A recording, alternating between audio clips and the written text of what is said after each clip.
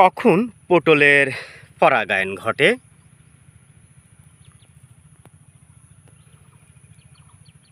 আপনারা দেখতে পাচ্ছেন বাড়ি ওয়ান জাতের পটল।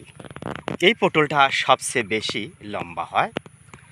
তথ্যগুলো সংগ্রহ করা হয়েছে কৃষি তথ্য সার্ভিস থেকে।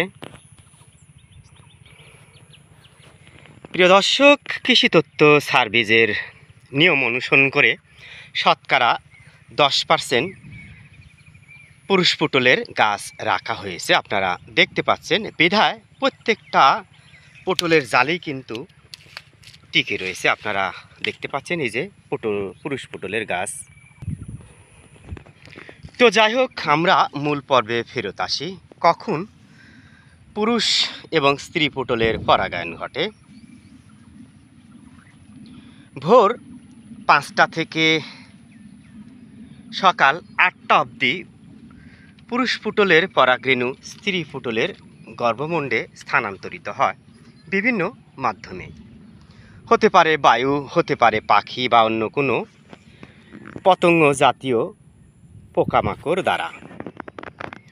প্রিয় দর্শক, এজন্য ভুলক্রমেও আপনারা সকাল 9টা অবধি কোনো প্রকার ওষুধ পটলের জমিতে স্প্রে করবেন না।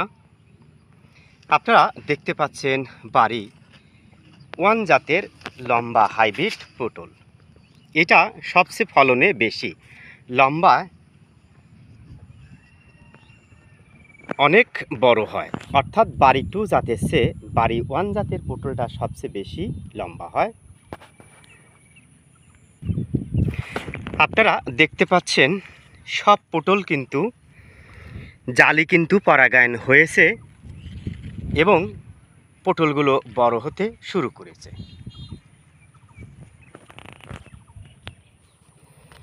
আপনারা দেখতে পাচ্ছেন প্রচুর পরিমাণে পটলের জালি এসেছে এবং সব জালি কিন্তু টিকে গেছে।